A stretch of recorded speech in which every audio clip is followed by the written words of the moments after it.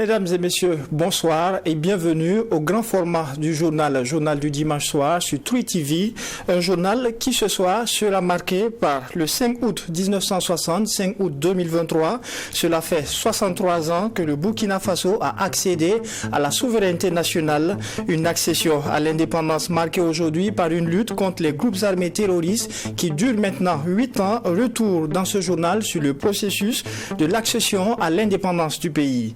Et puis, l'affaire guérisseuse de Komsilga connaît des rebondissements. Le procureur général, près la cour d'appel de Ouagadougou, à travers un communiqué, annonce que Dame Nkiema Larissa sera finalement incarcérée à la maison d'arrêt et de correction à sa demande. Pour en parler, nous recevons M. Bruno Zapsonré. Il est le secrétaire général du syndicat autonome des magistrats du Burkina et nous serons rejoints au cours de cette émission par d'autres invités.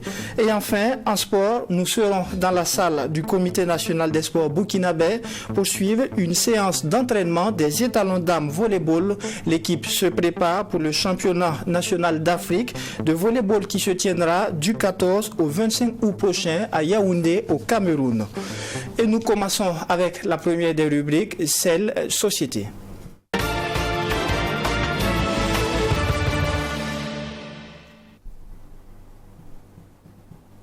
De sa constitution en colonie à sa dissolution et reconstitution en 1947, le processus d'accession à l'indépendance de la Haute-Volta, aujourd'hui Burkina Faso, n'a pas été un fleuve tranquille. Des personnalités comme Ouezin Koulibaly, Maurice Yamiogo et la chefferie coutumière ont engagé diverses luttes pour aboutir à la proclamation de l'indépendance de la Haute-Volta. C'est un 63e anniversaire qui, aujourd'hui, est marqué par une lutte contre les groupes armés terroristes. Retour dans ce JDS sur le processus de l'accession à l'indépendance avec Michael Tougri et Alexis Wenkouni Belemnaba. Constituée en 1919, la colonie de Haute-Volta est subdivisée en septembre 1932 et repartie entre le Soudan français, aujourd'hui Mali, la Côte d'Ivoire, le Niger en dépit. Elle sera finalement reconstituée en 1947. La création des nouvelles infrastructures politiques contribue à associer les autochtones à la gestion du territoire. Les luttes sont accentuées. Le 31 mars 1957, la nouvelle assemblée territoriale est élue au suffrage universel et désigne un gouvernement de 12 membres.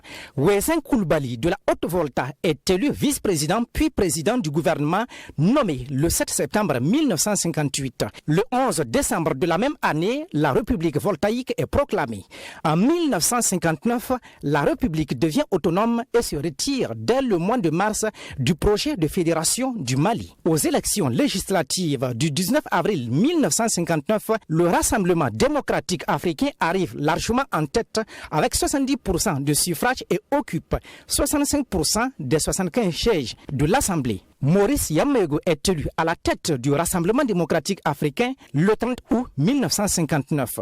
Le 5 août 1960, Maurice Yamego proclame l'indépendance de la Haute-Volta. Ce 5 août 2023, cela fait 63 ans que la Haute-Volta, rebaptisée Burkina Faso, le 4 août 1984 a accédé à la souveraineté internationale.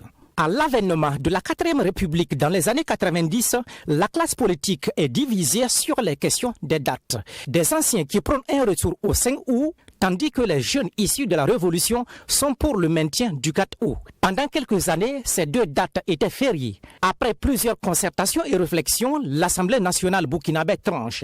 Le 11 décembre, considéré plus consensuel, est retenu pour la célébration de la fête de l'indépendance pour divers motifs. Éviter que la fête ne soit gâchée par la pluie du mois d'août et d'autres travaux agricoles. Pour ce 63e anniversaire de l'accession à l'indépendance, le Burkina Faso fait face à une crise multidimensionnelle. Le pays est confronté à une lutte contre les groupes armés terroristes. À moins d'une année, le pays connaît 2 coups d'État, dont le dernier en date du 30 septembre 2022, avec pour chef de l'État le capitaine Ibrahim Traoré.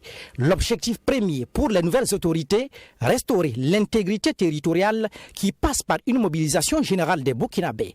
L'ambition affichée par le capitaine Ibrahim Traoré dans cette lutte comptait d'abord sur ses propres forces. On vous l'annonçait au début de ce JDS, l'affaire dite Adja de Komsilga a connu des rebondissements.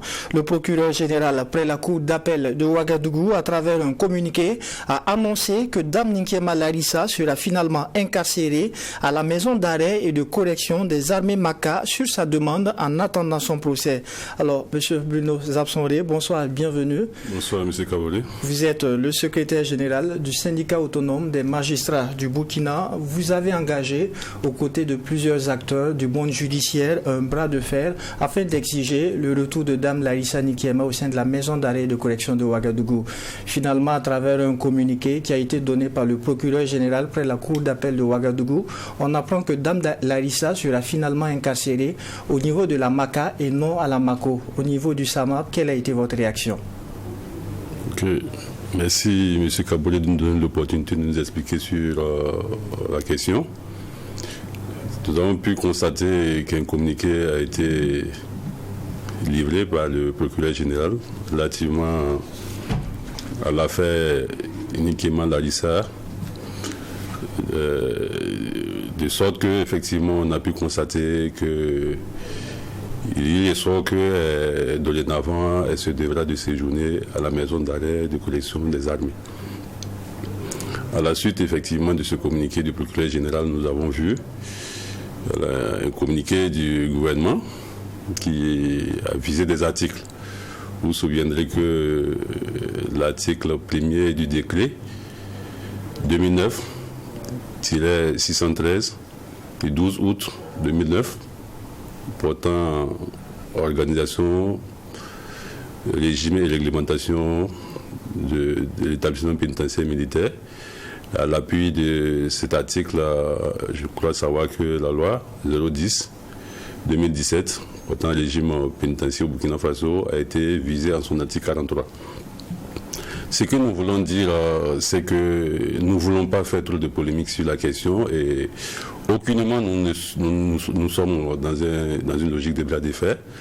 Nous sommes surtout pour le respect quand même des décisions ou du moins des actes judiciaires, notamment un mandat qui a été décerné, lequel mandat a désigné l'établissement pénitentiaire qui se doit de recevoir Dame Nkiema Larissa, qui n'est rien d'autre que la maison d'arrêt de correction de Ouagadougou.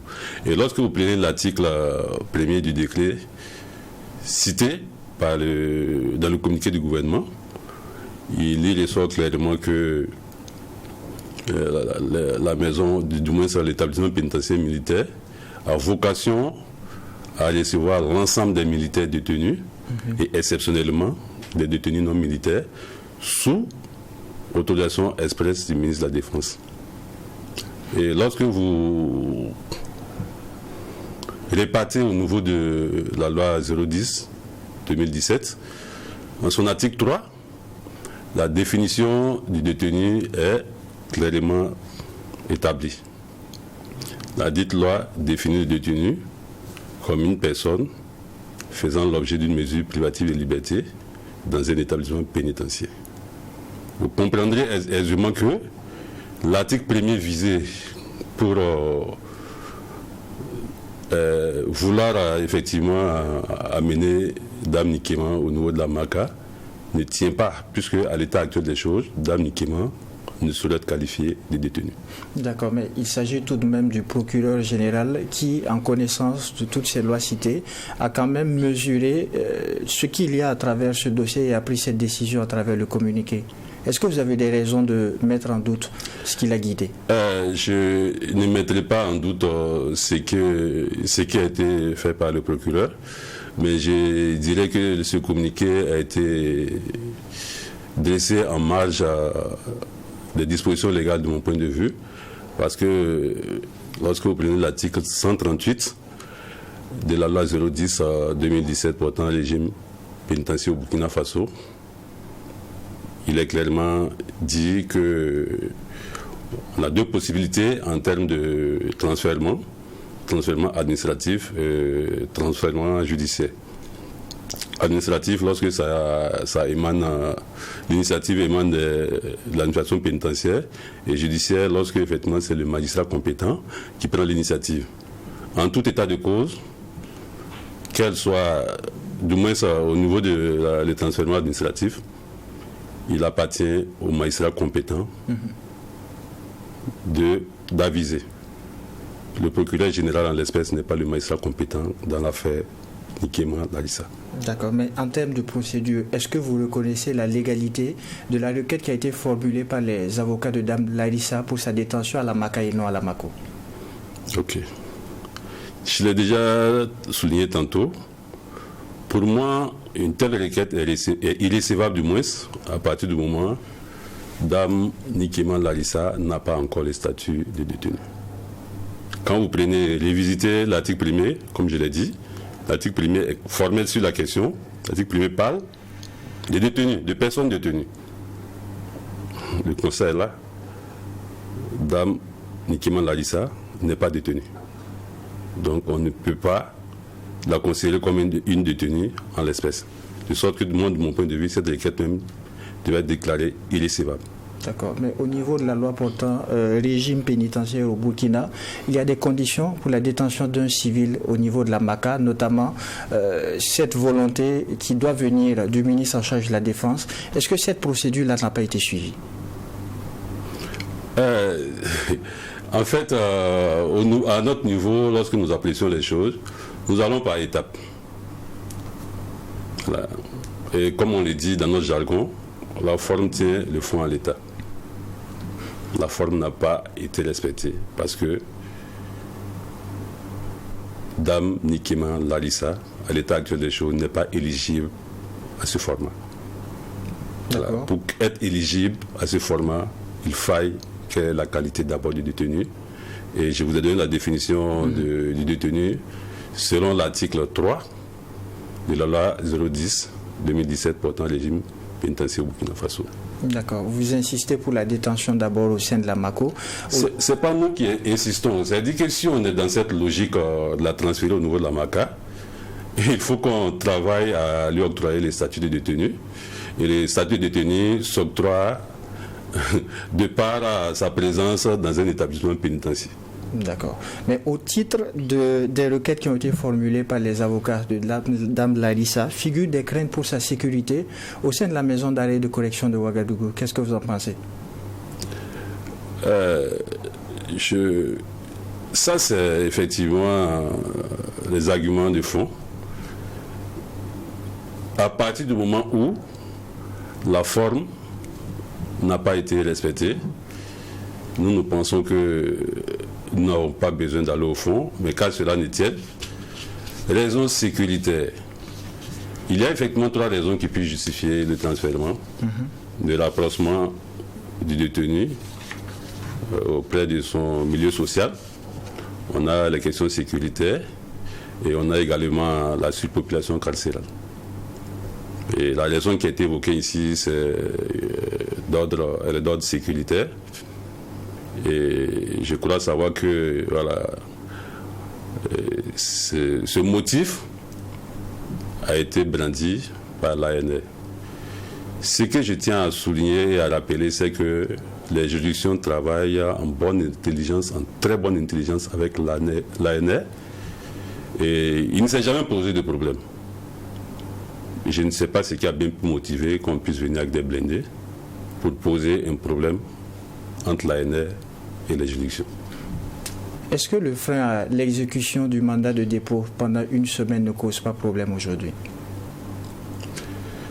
L'inexécution du mandat pendant une semaine, effectivement, tout à fait, ça pose un sérieux problème parce que en l'espèce,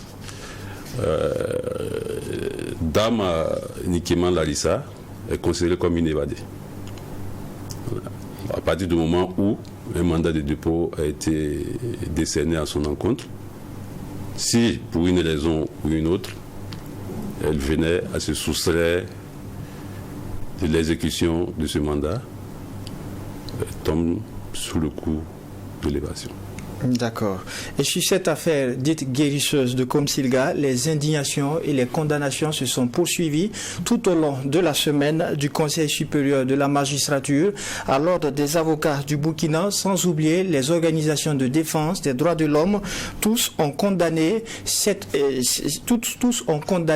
qui s'est passé avec Dame Larissa Nikema. Et on fait un point sur cette affaire dans ce JDS avec Wenlasida Kabore. C'est une série d'indignations face à l'action d'un groupe de militaires cagoulés intervenus au palais de justice de Ouagadougou pour libérer la guérisseuse de Komsilga poursuivie pour fait de torture. Dans sa déclaration, le Conseil supérieur de la magistrature CSM dénonce les faits et parle d'atteinte grave à l'indépendance du pouvoir judiciaire et au principe d'égalité des citoyens devant la loi. Après cette indignation, le CSM appelle au respect du principe de l'indépendance de la justice consacré par la Constitution et exige l'exécution du mandat de dépôt contre la guérisseuse Amsetou Nikema et interpelle le président de la transition sur son rôle de garant de l'indépendance du pouvoir judiciaire. Du côté de l'ordre des avocats, ces agissements d'une autre époque sont dénoncés et condamnés et aucun motif ne saurait justifier la remise en cause d'un acte pris dans le cadre d'une procédure judiciaire en dehors de la voie légale. Le barreau dit condamner avec fermeté l'intervention des militaires de l'enceinte judiciaire et demande une enquête circonstanciée sur les responsabilités des acteurs qui ont œuvré à la commission de ces actes. Au MBDHP, l'acte est qualifié d'intrusion planifiée. Le mouvement burkinabé des droits de l'homme et des peuples dit apporter son soutien à l'ensemble des acteurs de la justice. La Commission nationale des droits humains, dans un communiqué, a aussi condamné la violation de l'enceinte judiciaire, tout comme le balai citoyen qui, dans sa déclaration, évoque une immixtion cavalière de l'exécutif dans le judiciaire. Pour ce mouvement, c'est une forfaiture qui met à nu l'état d'exception latent en cours au Burkina Faso. Dans une déclaration, le gouvernement rassure d'un meilleur traitement du dossier et parle d'une série d'incompréhensions et de malentendus et rassure l'opinion que toutes les dispositions sont prises pour réserver le meilleur traitement de ce dossier dans le strict respect des principes de l'état de droit. Mais pour l'instant, l'intersyndicale des magistrats exige l'application du mandat de dépôt contre la guérisseuse Amsetou Nikema, poursuivie pour des faits de torture, de coups et blessures volontaires et de séquestration. Rappelons que dans ce dossier, 9 personnes ont été interpellées lors de l'enquête ouverte par le parquet du tribunal de grande instance Ouagadougou. Et le chef de l'État, le capitaine Ibrahim Traoré, a réagi sur cette affaire depuis la ville de Pau où il a rencontré les forces vives. Nous vous proposons un extrait de son intervention diffusée sur les antennes de la télévision nationale. Je ne sais plus c'est quel jour, le mercredi ou le mardi, j'ai rencontré, je pense, le président du Conseil supérieur de la magistrature, deux procureurs du Faso et puis le procureur du tribunal en question où les militaires étaient partis avec quelques membres du gouvernement pour comprendre la situation. Malheureusement, il n'y a pas de solution. Ça continue, le tapage continue, jusqu'à ce que je reçoive, avant-hier ou c'est quel jour, le rapport sommaire du directeur du renseignement qui m'avait briefé aussi un peu de la situation qui prévaut par rapport à la question donc de cette dame. Il a soulevé la question d'intérêt sécurité nationale. Je lui ai demandé, est-ce que vous avez pris le soin d'expliquer à tous les acteurs ce que c'est que cette question de sécurité nationale? Il a dit oui, sans rentrer dans un certain détail, parce qu'il y a une suite bien sûr à l'événement, et ça ne doit pas fuiter ce qu'il a dit. Au besoin, vous partez, vous expliquez au procureur général la question d'intérêt supérieur de la nation qui est en jeu. Ils sont partis, ils ont expliqué, je pense qu'ils sont allés avec le médiateur du Faso et tout, expliquer pourquoi le DG ANR a récupéré la dame. Malgré ça, les gens refusent de savoir raison garder. Et les gens sont toujours sur leur position. Et je pense que l'avocat de la dame a demandé, pour question de sécurité, qu'on ne la défère pas à la Mako, qu'on la défère à la Maka. Ça aussi, les gens ont fait les démarches, c'est resté comme ça. J'ai appris que c'est hier nuit que ça a été signé un communiqué pour déférer à la Maka et ainsi de suite. On ne s'est jamais immiscé. Retour sur ce plateau pour poursuivre les échanges et nous sommes rejoints par d'autres invités, Dr Olopépin Yen, sociopolitologue et chercheur au CNRST.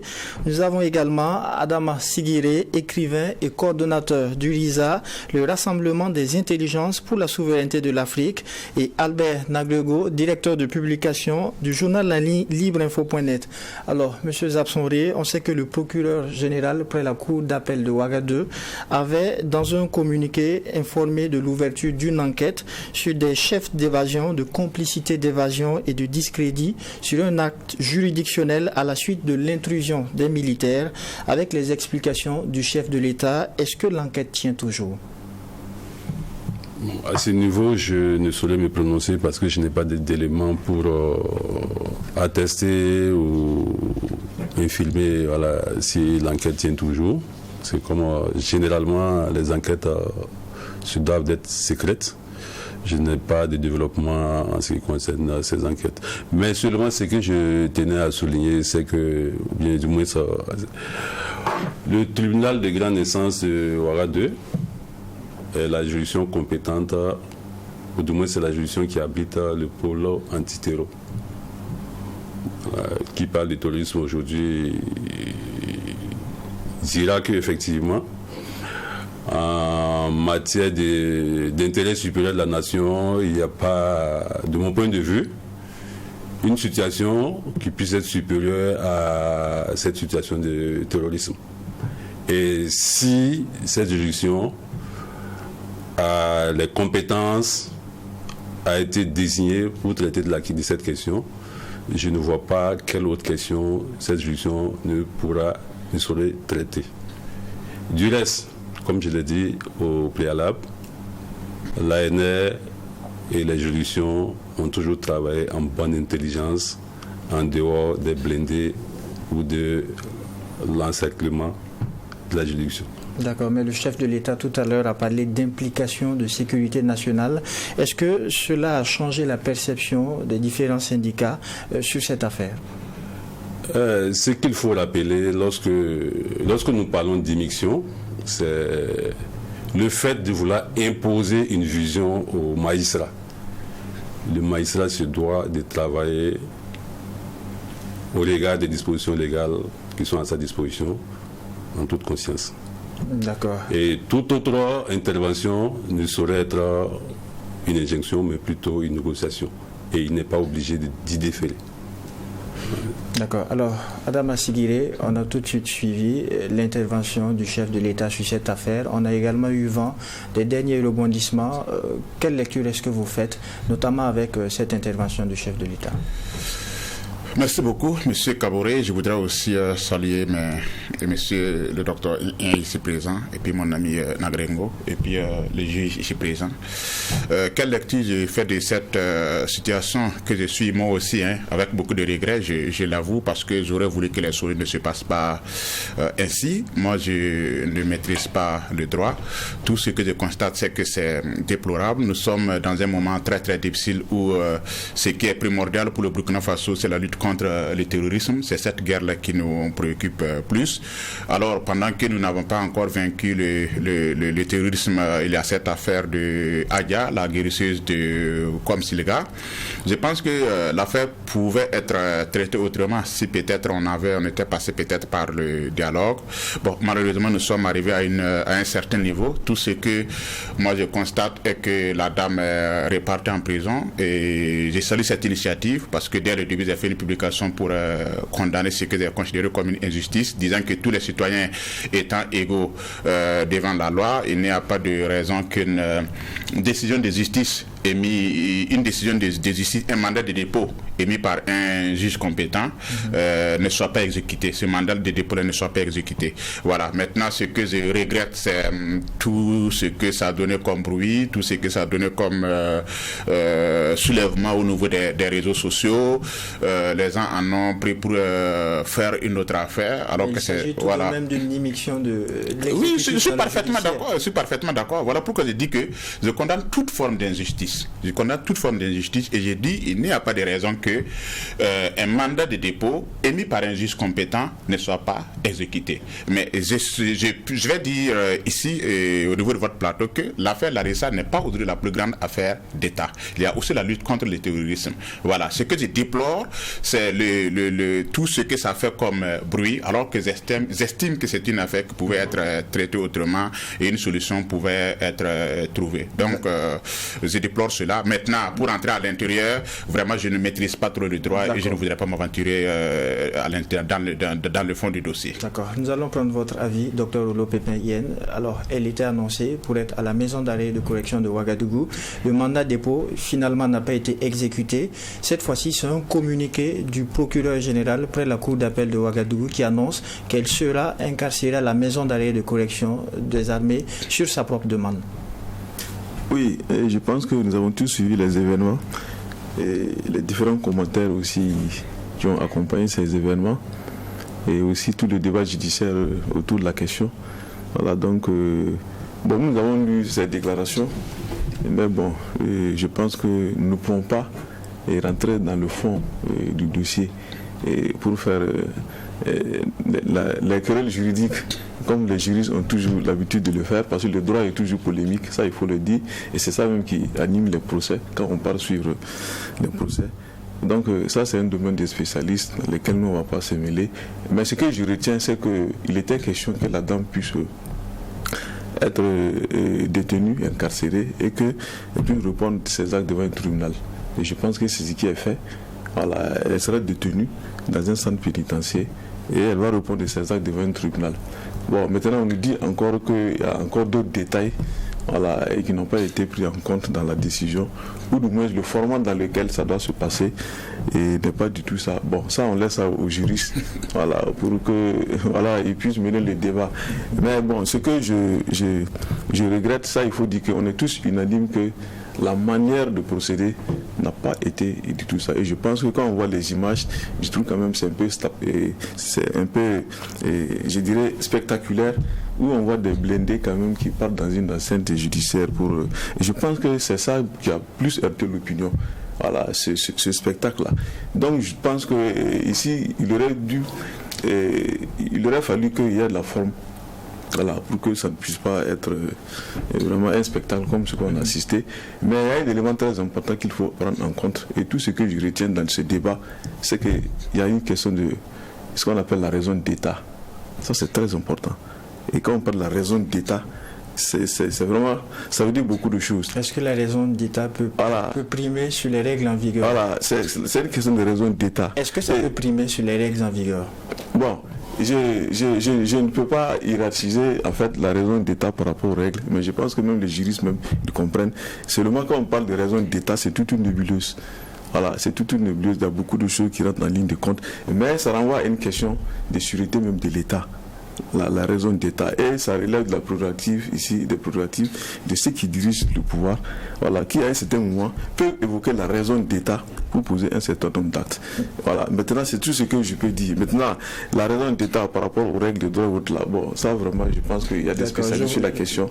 Voilà, mais je suis quand même heureux qu'il y ait eu un dialogue. Voilà, pour désamorcer la situation, c'est ce qui est le plus important. Voilà, mais le choc des pouvoirs, c'est ça aussi la démocratie. Voilà, et je pense que ça, tout un chacun de tirer les leçons pour que de tels actes puissent plus se reproduire. C'est de ça qu'il s'agit. D'accord, avant de vous donner la parole, Albert, je vois le juge Zabsonré qui sourit à la raison d'État. Réaction? Ok, je pense que nous sommes dans un état de droit et rien ne s'est fait sans disposition légale. J'aurais bien aimé qu'on me brandisse un article d'une disposition légale quelconque qui dit que dès qu'il y a une question de raison d'État, voilà, on peut venir avec des blindés pour extirper, voilà, une prévenue, voilà, d'un mandat de dépôt d'un procureur. Parce que, à ma connaissance, il n'en existe pas. Et si on ouvre la brèche de la raison d'État, bonjour à l'immixtion sans faille de l'exécutif dans le judiciaire. Parce qu'il suffira qu'ils brandissent cet argument et ils viennent soustraire, extraire n'importe qui serait entre les mains de la justice, et c'est dangereux pour tous. il faut qu'on y travaille. S'il y a des dispositions légales qui le permettent, je pense qu'il sera loisible les produits. Sinon, si on est dans cette logique, dans un état de droit, j'avoue qu'on court vers notre perdition. D'accord. Alors, Albert Naglego, il y a eu ce communiqué du gouvernement que l'on a vu, le communiqué qui dit que l'ANR dispose d'éléments concrets et constants qui ont permis de faire le lien entre cette affaire et des questions de sécurité nationale. Docteur Olopépin Yen parle de raison d'État. Vous, quel est votre avis sur cette affaire? Mais mon avis, c'est qu'on a raté tout depuis le début. Donc aujourd'hui, tout ce qu'on dira, même si c'est vrai, on pensera que c'est une manière de rattraper les choses. On a raté tout. Oui, parce que tout est parti d'une histoire de violence contre quelqu'un qui ne jouit pas de toutes ses mentalités, c'est ce qu'on dit. Et après, on interpelle des gens qui seraient responsables de ce qui est arrivé. On dit, on appelle la dame. Et après, l'affaire se mue à une affaire de sécurité. Donc pour moi, tout de suite, je cherche à faire le lien, mais je n'arrive pas.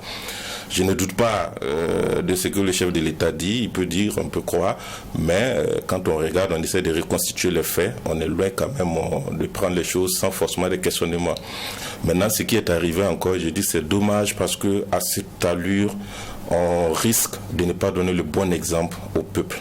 Parce qu'à chaque fois, quand on appelle au civisme, quand on appelle au respect du droit, quand on appelle au patriotisme et qu'on assiste à des actes pareils, on est loin du compte. Et la leçon qu'on retiendra de ça, c'est une tache noire pour cette transition aujourd'hui. C'est parce que à chaque fois, on va se rappeler de ce qui s'est passé. C'est quand même l'une des rares fois où vous voyez des magistrats, l'intersyndicale, les avocats, les greffiers également, l'opinion une partie de l'opinion également se mêler, dit que nous ne sommes pas d'accord avec ce qui se passe. Quand vous regardez sur la toile, vous allez voir des gens qui disent que je supporte la transition à 100%, je supporte le président Ibrahim Traoré, mais je ne suis pas d'accord avec ce fait qui vient de se dérouler. Pour moi, c'est très simple. Il a dit qu'il travaille d'habitude avec l'ANR. Ici, ils ont eu le temps d'appeler la dame au TGI de Ouaga 2. Absolument rien n'empêche l'ANR d'aller voir le procureur, lui expliquer ce qui se passe et qu'après, audition même, la dame peut être relaxée et puis venir comparer, dire c'est pas libre moi. Mais dans son ou accélérer, c'est ce qui a été fait. Ou accélérer la procédure. Non, ici, dans la soirée, ils n'ont pas réussi l'exfiltration selon les témoins et elle a été conduite à la maison d'arrêt et de correction. Et de là, encore très tôt le matin, ils ont demandé la libération de la dame Manu Militari. Donc ça veut dire que ce n'est pas ce qui a été fait. Donc c'est une question de dialogue, c'est une question de forme au début et c'est fini, on ne serait même pas à ce niveau.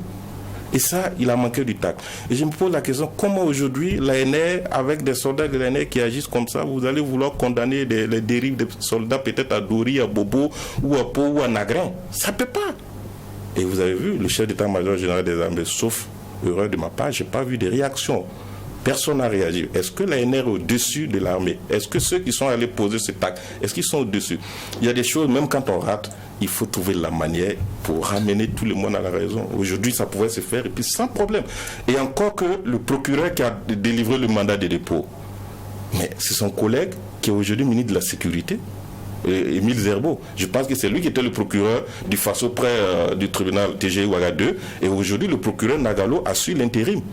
Donc ça veut dire qu'il n'y a même pas d'intermédiaire pour communiquer. Il a la possibilité de communiquer avec lui. Et le ministre de la Justice, c'est un avocat encore. Donc on a un trio ici qui est très bien fait. Un ministre de la Justice, avocat, le ministre de la Sécurité, procureur plein qui vient de laisser sa place il n'y a même pas 1 ou 2 mois. Et puis vous avez le procureur du Faso. La communication ici ne souffre même pas. Bon, c'est dommage, on est arrivé à ce stade. Et moi, je suis d'accord avec les magistrats. On ne peut pas accepter quand même que des blindés pareils viennent dans une juridiction. Il y a toutes les forces de sécurité intérieure qui sont là. Si on estime que le GSP ne peut pas faire l'affaire, la police ne peut pas faire, la gendarmerie ne peut pas faire, mais on ne peut pas débarquer comme ça. Sinon, c'est comme nous, journalistes, on ne va pas accepter également que des militaires fassent intrusion dans une rédaction avec des calaches.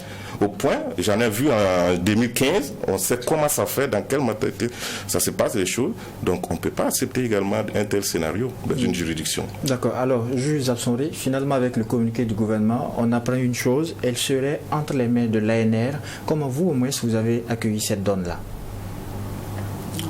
Bon, parce qu'il y a un moment où on ne savait pas où est-ce qu'elle était exactement, où est-ce qu'elle est détenue. Finalement, le communiqué du gouvernement l'a précisé, elle est entre les mains de l'ANR. Non, pour nous, se basant effectivement sur le mandat de dépôt délivré par le procureur du Faso près du tribunal de grande instance de Ouaga 2, si Dame Nikema Larissa ne se retrouve pas à la maison d'arrêt de correction de Ouagadougou. Nous la considérons comme étant une évadée où qu'elle se trouve. Parce que le mandat de dépôt détermine l'établissement pénitentiaire qui est censé recevoir le prévenu. Et c'est bel et bien la maison d'arrêt et de correction de Ouagadougou qui a été désignée. Je vais poursuivre pour dire que ce n'est pas une conspiration ou des actions subversives qui sont en train d'être menées comme on veut le faire comprendre à l'opinion. En 2011, lorsque les militaires sont allés libérer les collègues qu'on avait pris dans une procédure, nous avons suspendu les activités juridictionnelles. C'était sous le président Blaise Compaoré. En 2013, lorsque dans l'affaire Youmoré, lorsque on a estimé que Youmoré était c'était une affaire encore de guérisseurs ou de féticheurs, on a estimé que c'était un grand marabout qui ne devait pas se retrouver à la maison d'arrêt. La population s'est organisée pour aller l'extirper de la maison d'arrêt. Nous avons marqué une suspension des activités juridictionnelles jusqu'à ce qu'il soit réintégré avant de reprendre sous le président Blaise Compaoré.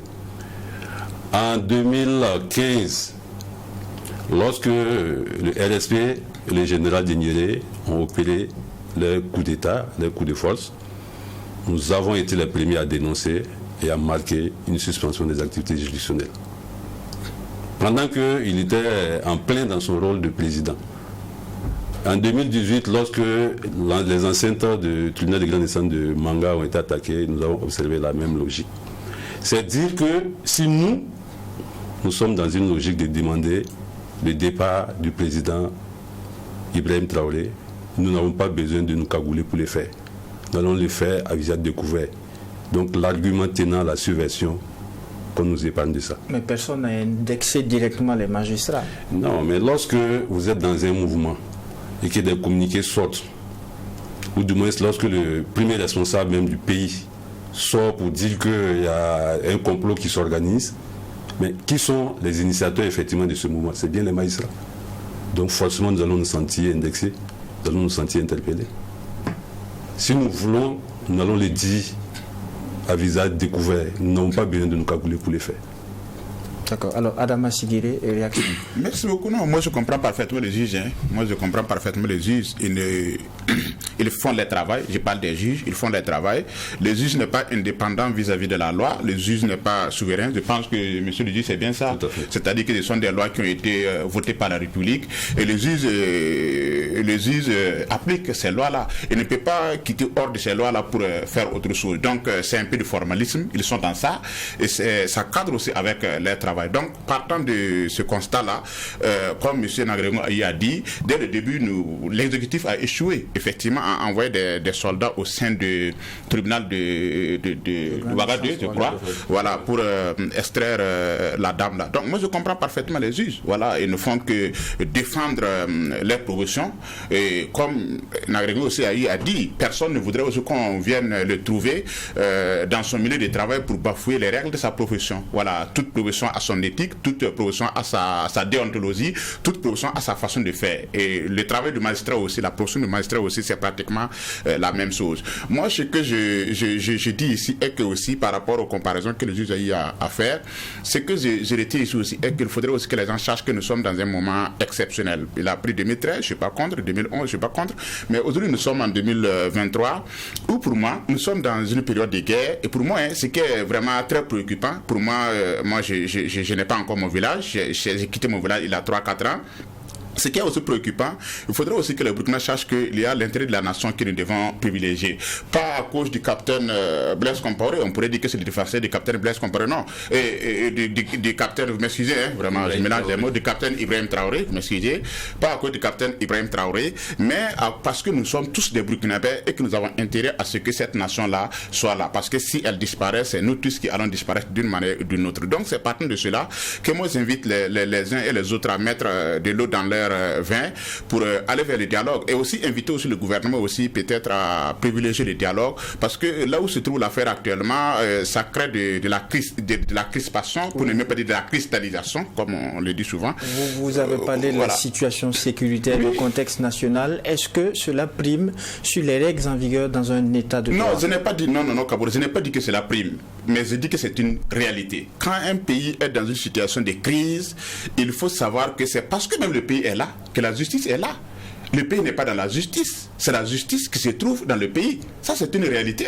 Pour que même les juges puissent faire normalement son travail, il faudrait d'abord que le pays soit là. Nous sommes ici en train de débattre des situations de juridiction. Mais je crois qu'il y avait des juges à Djibo, je crois qu'il y avait des juges à Dori, peut-être dans d'autres localités qui ne peuvent même pas aujourd'hui exercer leur profession. Ça, c'est pas moi qui le dis. Le juge est là. Il y a certains de leurs collègues aujourd'hui qui sont à Ouagadougou parce que les localités dans lesquelles ils ont été affectés et ne peuvent pas exercer leur profession. Donc, moi, c'est pour dire que moi, j'appelle à l'apaisement. Moi, j'appelle les Burkinabés à mettre au-dessus de tout cela ce qu'on appelle l'intérêt national. Nous devrons aujourd'hui, dans toutes nos sorties, dans tout ce que nous faisons, dans toutes nos querelles, dans toutes nos oppositions, privilégier ce que moi j'appelle l'échange de l'intérêt national. Comme je l'ai dit, pas au nom d'un pouvoir, non, mais parce que cela fait pratiquement 8 années que nous sommes en guerre et parce que pour moi nous sommes fatigués de faire la guerre. Donc c'est pour cela que j'estime que quelque part aussi, il faudrait que les juges, je leur demande pardon, qu'ils m'excusent, ce sont mes amis là-bas, certains que je connais et j'avoue que j'ai de bonnes relations avec certains juges, je le reconnais. Il faudrait que les juges aussi acceptent que le gouvernement aussi, l'exécutif aussi pourrait avoir ses raisons, même si ce sont des raisons qui ne tiennent pas trop et que pour cela, il faut vraiment que les magistrats acceptent.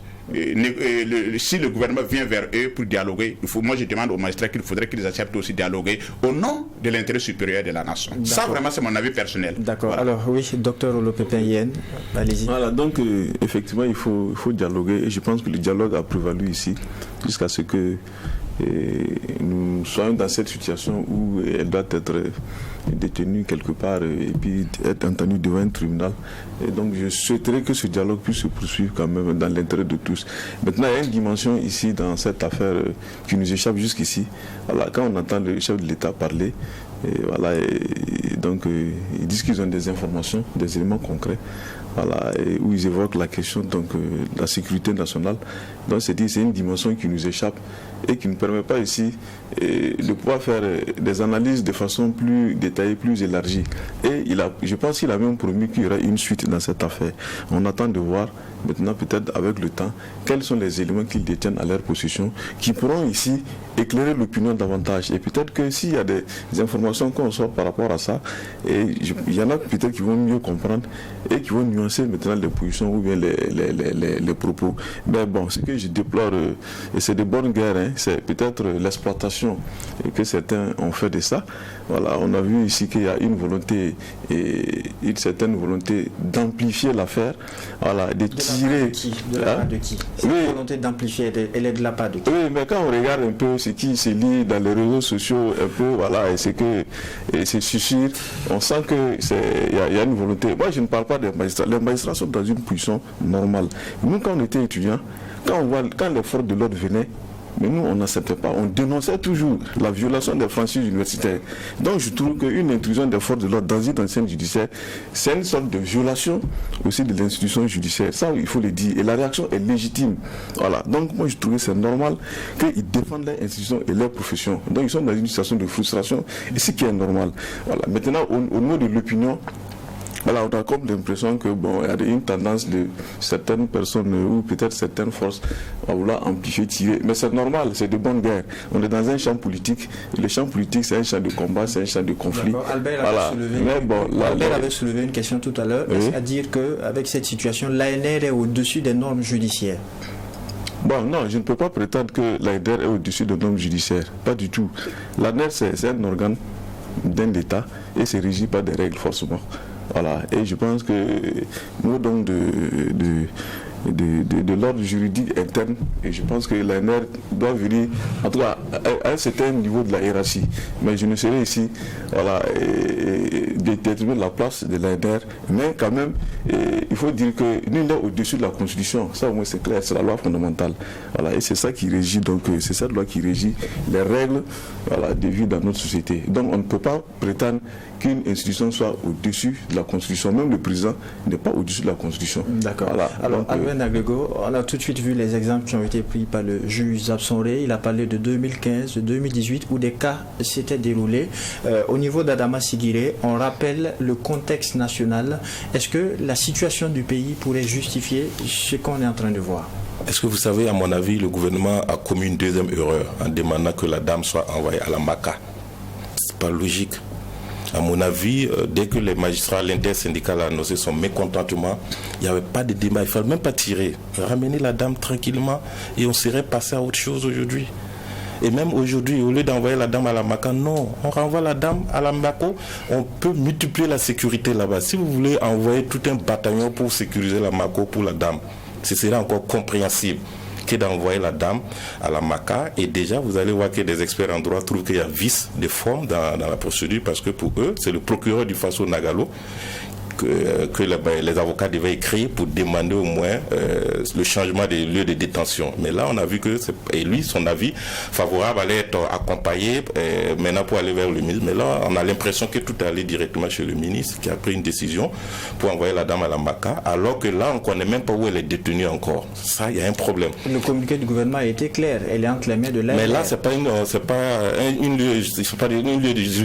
lieu de juridiction. C'est pas un lieu de détention, à mon avis. Ça reste extrajudiciaire, parce que si elle était dans un lieu de détention, que ce soit à la Mako, que ce soit à la prison de haute sécurité, que ce soit à la Maka, ou encore que ce soit, je sais pas moi, dans une autre juridiction, et qu'on demande de changer de lieu, ça peut se comprendre. Mais là, elle n'est ni dans une cellule de détention. Je dis toujours que le problème de ce gouvernement, ça manque un peu de dose politique. Là où le politique n'aurait pas commis l'erreur, c'est malheureusement là où on rentre facilement. Si moi, je devais donner mon avis, je ne maîtrise pas le dossier, je ne maîtrise pas les implications, mais il n'y a absolument rien aujourd'hui qui empêche de renvoyer la dame à la Mako. Et si vous voulez envoyer un bataillon d'intervention rapide ou je ne sais pas moi, une force d'élite pour aller sécuriser la Mako, le temps qu'on finisse avec la procédure. Parce que la question qu'on se pose, désormais, si elle quitte la Maka et qu'on la présente, passe devant le tribunal, quelle que soit la décision de justice aujourd'hui, sauf si c'est une libération. Sauf si c'est une libération, quelle que soit la décision de justice, on dira qu'il y a un règlement de compte parce que les magistrats ont voulu régler leur compte avec eux. On débat aujourd'hui, mais attendons de voir également le verdict. Je suis sûr que ça va faire l'objet de polémiques aussi. Mais est-ce que la demande de transfert n'est pas légale ? Moi, je ne peux pas rentrer dans ça, mais en tant que journaliste, pour le peu que je sais dans la forme, c'est ça, je vous ai expliqué tout de suite. Pour peu que je sais, on me dit qu'il y a vice de procédure dans cette affaire de transfèrement. Ça, c'est ce qu'on m'a dit. Et on m'explique que c'est le procureur du Faso qui a émis le mandat de dépôt. Je parle sous son contrôle, il pourrait peut-être rectifier.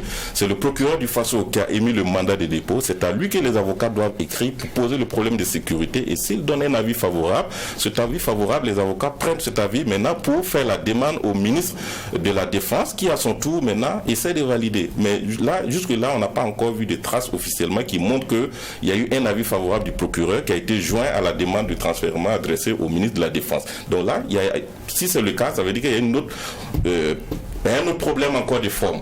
Donc, c'est une deuxième fois que le gouvernement, ou je ne sais pas moi, les autorités de façon générale, ratent le coche dans cette affaire, dans ce dossier. Et si on va continuer pour aller plus loin, parce qu'au moment où on parle, je ne sais pas, sous réserve de trucs, au moment où on parle, je ne suis pas sûr qu'elle est encore à la Maka. Je ne suis pas sûr, je ne sais pas. Pour m'excuser. Alors, juge Zabsonré, ça fait déjà une semaine de paralysie des activités judiciaires au niveau du syndicat autonome des magistrats du Burkina. Est-ce que les populations peuvent espérer une reprise des activités? Ok, avant de répondre à cette question, j'allais un peu revenir sur une certaine situation. Lorsque on nous dit par exemple que sa détention est actée au niveau de la maison d'arrêt de collection des armées, que faisons-nous du mandat de dépôt décerné par le procureur du Faso auprès du tribunal de grande instance de Ouara 2? Son mandat existe toujours. On fait quoi de ce mandat? Une autorité judiciaire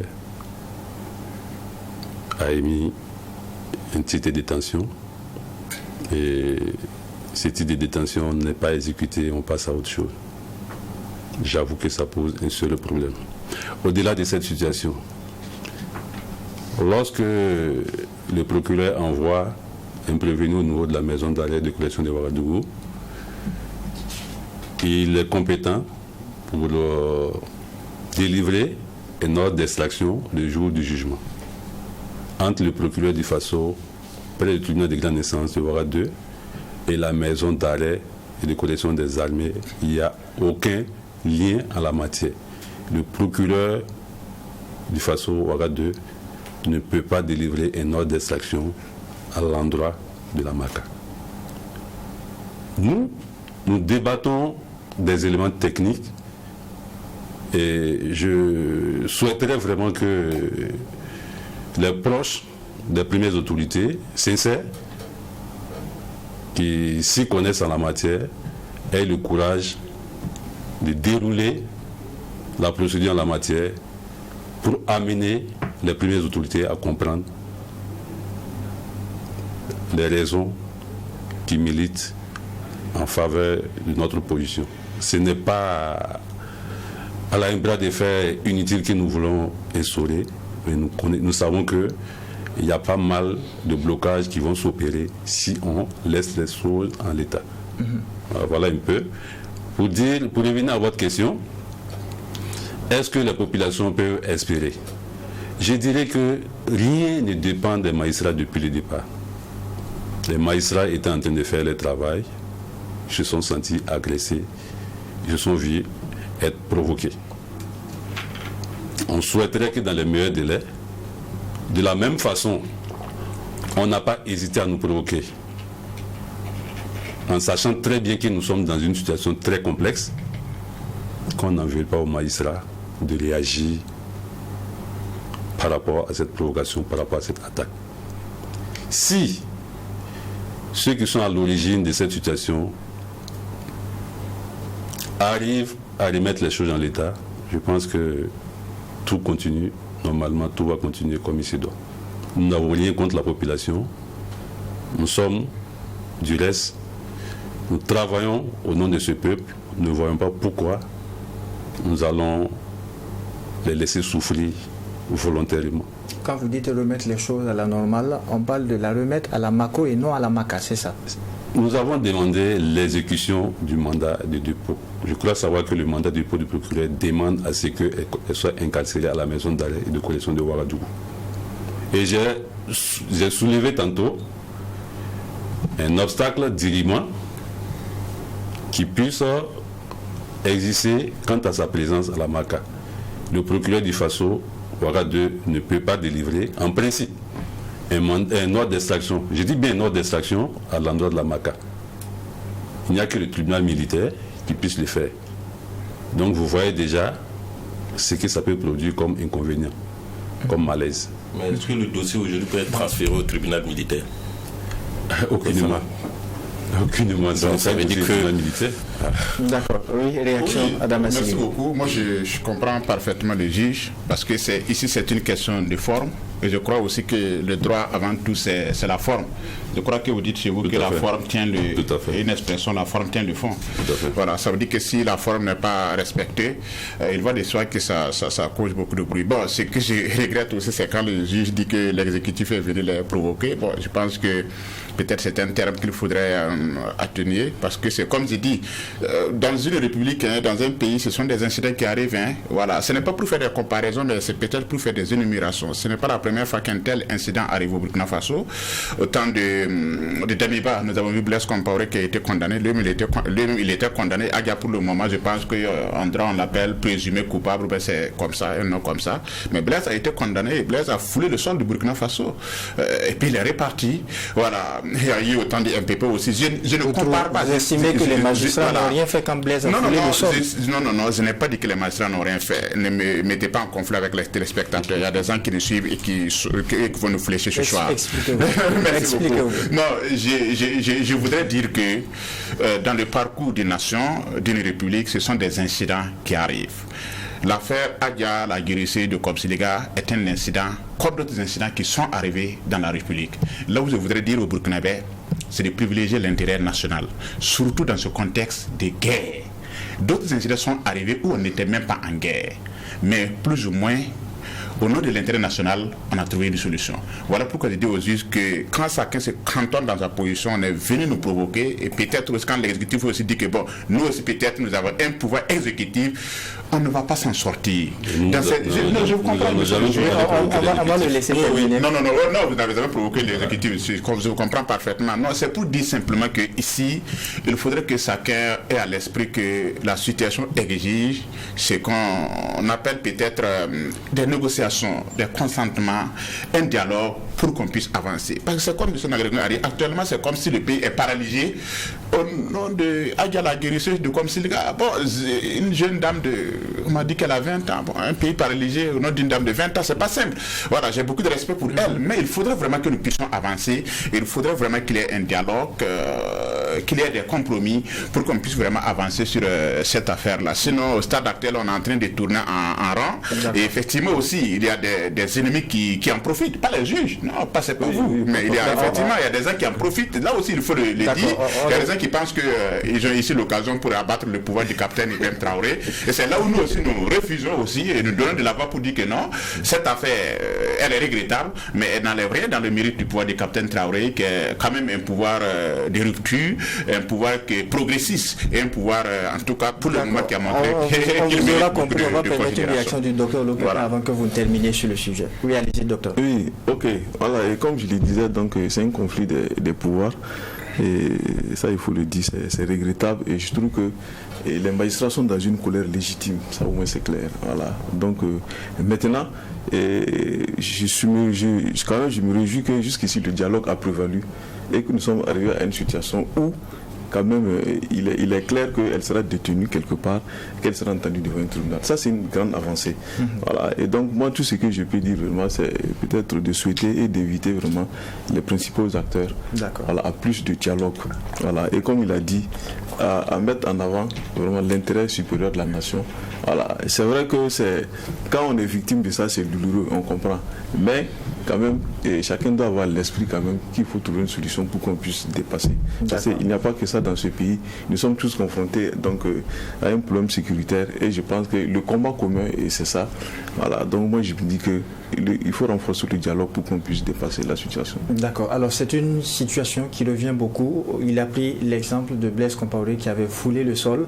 Nous allons vous permettre de réagir sur cette question une bonne fois pour toutes, parce que beaucoup se posent la question pourquoi l'inexécution de la décision de justice en son temps n'a pas réussi à ramener les magistrats et les juges autour d'une décision commune comme cette fois-ci où il y a un arrêt de travail. Ok. Je pense que vous donnez l'occasion de clarifier certaines choses. J'ai demeure convaincu que dans aucun État de ce monde, les justiciables vous diront qu'ils sont totalement satisfaits de la justice. Mais quand même, lorsqu'il y a des efforts qui sont consentis, il faut le reconnaître en toute honnêteté. Je crois savoir que le mandat dont on souhaite l'exécution, c'est un mandat qui a été émis par des magistrats. Déjà, ce mérite, il est quand même à saluer. Et pour ceux qui sont de bonne foi, ils comprendront que pour l'exécution d'un mandat d'arrêt, ce n'est pas de la compétence d'un magistrat quelconque. Que tu sois procureur, que tu sois juge, nous avons ce qu'on appelle les OPJ, dit les officiers de police judiciaire, police gendarmerie, pour la mise en branle, pour l'exécution de ces mandats. Ces OPJ-là qui prêtent main forte à la justice pour l'exécution. Et vous n'êtes pas sans ignorer que ces OPJ ne sont pas sur la hiérarchie véritable des magistrats. Donc, si un mandat émis par les magistrats n'a pas été exécuté, si on est vraiment de bonne foi, on ne saurait accuser les magistrats. Merci. D'accord. Alors, merci juge Bruno Zapsonré d'être passé sur ce plateau. Je rappelle que vous êtes le secrétaire général du syndicat autonome des magistrats du Burkina. Et nous poursuivons ce JDS avec une autre rubrique, celle politique.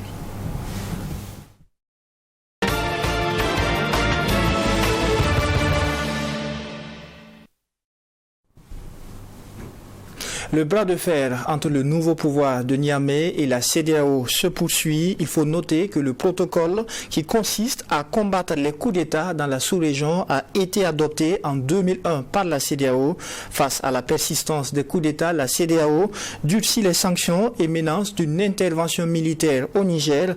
Redécouvrons ensemble ce soir les grandes lignes de ce protocole anti-coup d'État ainsi que les pays où la CEDEAO est intervenue pour établir l'ordre constitutionnel normal. Au moment de sa création en 1975, la CEDEAO, Communauté économique des États de l'Afrique de l'Ouest, avait pour objectif de favoriser l'intégration économique de ses 15 États membres.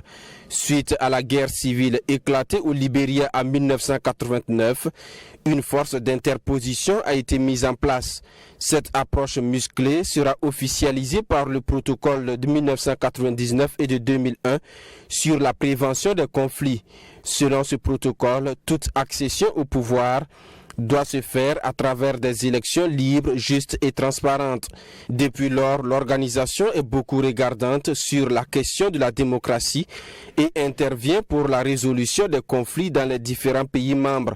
Les cas sont légion. Les plus récents. En fin 2010, la CEDEAO exige à Laurent Gbagbo de quitter le pouvoir après sa défaite à l'élection présidentielle.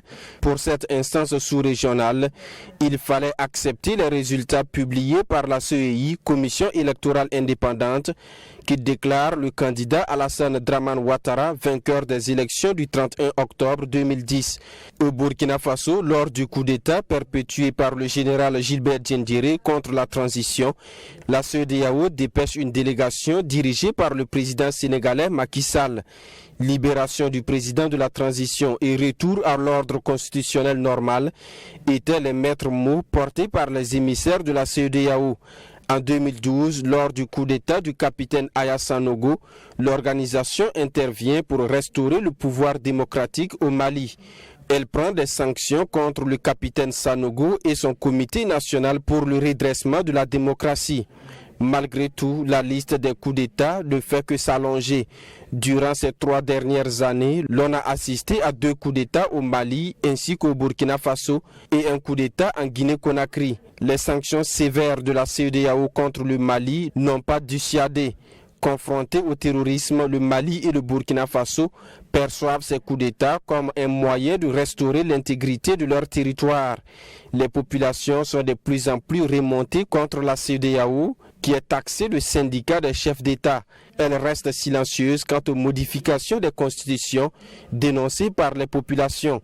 Le 4 décembre 2022, la CEDEAO marque sa volonté de passer à la vitesse supérieure face à la persistance des coups d'État dans la sous-région. Elle annonce la mise en place d'une force anti-coup d'État. Le nouveau président en exercice de la CEDEAO déclare qu'il ne va pas tolérer les coups d'État. C'est pourquoi l'organisation n'exclut pas une intervention militaire au Niger à l'effet de restaurer l'ordre constitutionnel et réinstaller le président Mohamed Bazoum qui a été renversé le 26 juillet 2023. La CEDEAO se trouve ainsi face à un bloc de pays, notamment dirigé par des militaires qui profèrent également des menaces. La communauté économique des États de l'Afrique de l'Ouest perd-elle sa crédibilité? L'idée d'une réforme de l'institution se présente comme seul moyen de prévenir les coups d'État en proposant des réponses concrètes aux préoccupations des populations de la sous-région. Mais en attendant, réinstaller Mohamed Bazoum dans ses fonctions de président de la République du Niger reste un défi majeur pour l'institution sous-régionale. L'ultimatum donné donc par la CEDEAO au nouveau pouvoir de Niamey pour remettre l'ordre constitutionnel normal tire inexorablement à sa fin. Albert Nagrego, est-ce qu'il faut s'attendre à une intervention militaire? Loin de là, aucun militaire n'ira au Niger là-bas. Je ne sais même pas, moi depuis l'annonce, j'ai dit mais c'est du bluff, on ne peut pas croire à ça.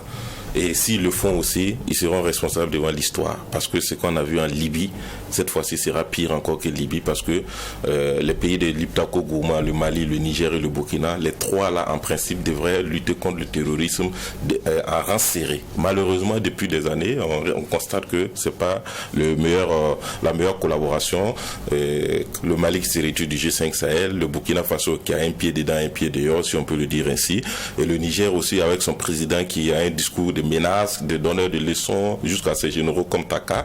Et aujourd'hui, je pense que le coup d'État qui est arrivé au Niger, ça doit être un ouf de soulagement pour le Mali et le Burkina, les autorités, si je peux le dire ainsi, parce que je sais que quelque part politiquement, le Burkina et le Niger, faut dire même que c'était rompu. À la limite, peut-être, on peut parler des opérationnels au niveau de l'armée. Donc aujourd'hui, avoir un interlocuteur peut-être à Niamey avec qui échanger.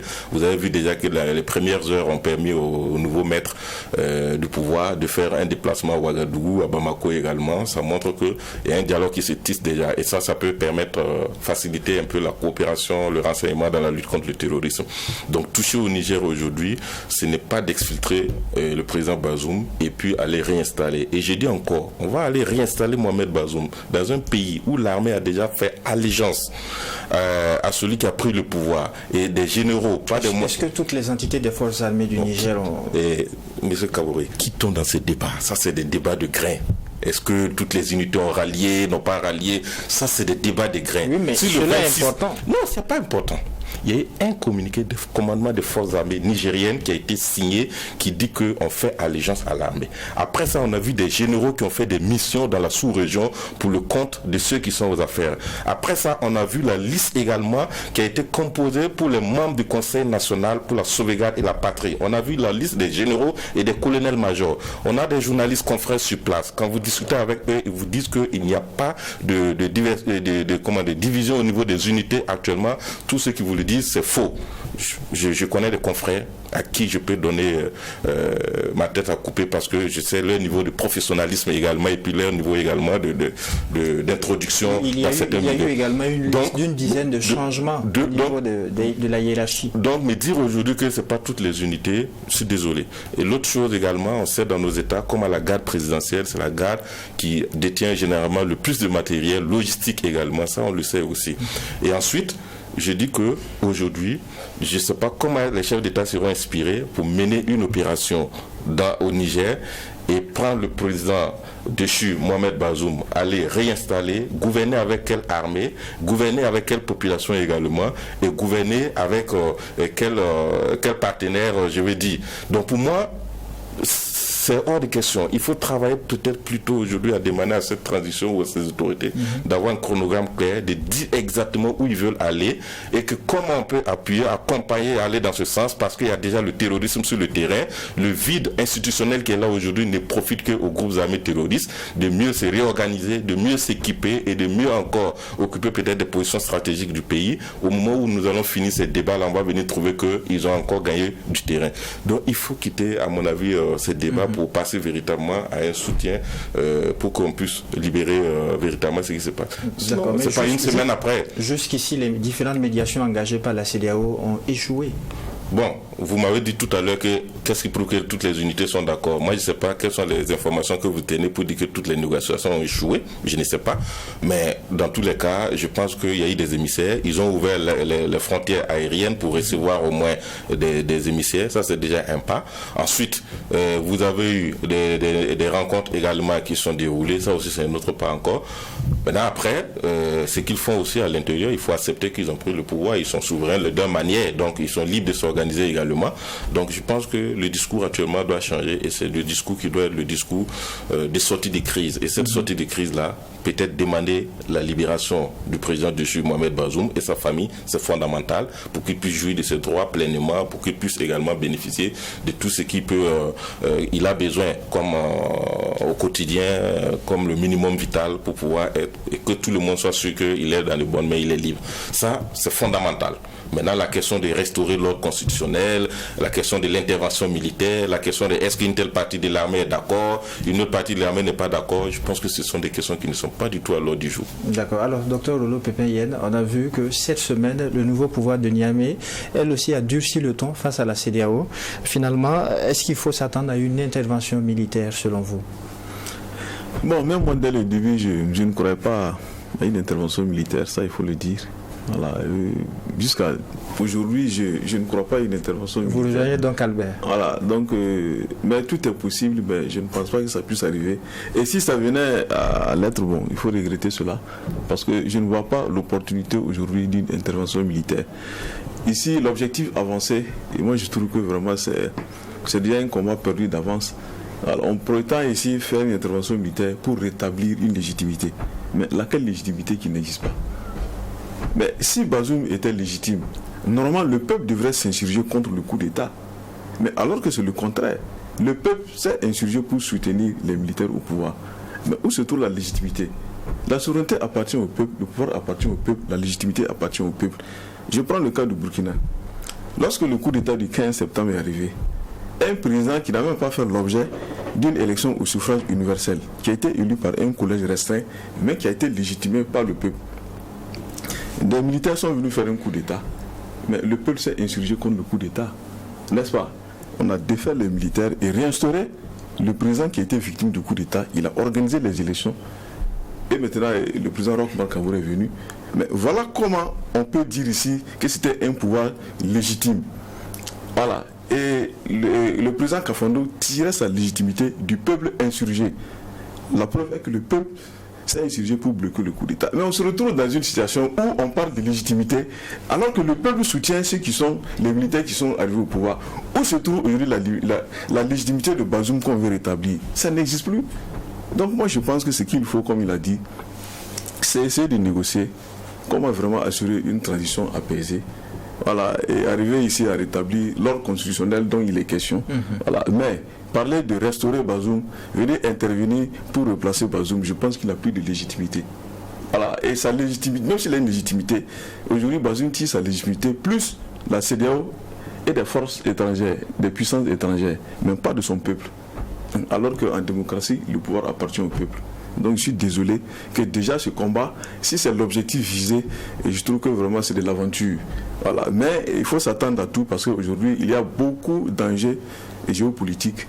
Voilà. Et à l'instar des autres pays qu'on a connus, c'est possible qu'à des moments donnés, et si des gens se sentent vraiment des puissances, se sentent vraiment très acculés, elles peuvent ici user de la violence. Mais ce sera regrettable, mais je ne pense pas que quand même on puisse ici aller jusqu'à ce niveau pour vraiment causer des dommages à tout un peuple. D'accord. Alors, Adama Sigiré, visiblement jusqu'ici, les dés sont jetés, ils sont contre une intervention militaire, je sais que vous également, mais est-ce que ce n'est pas un peu une incitation au coup d'État dans la sous-région?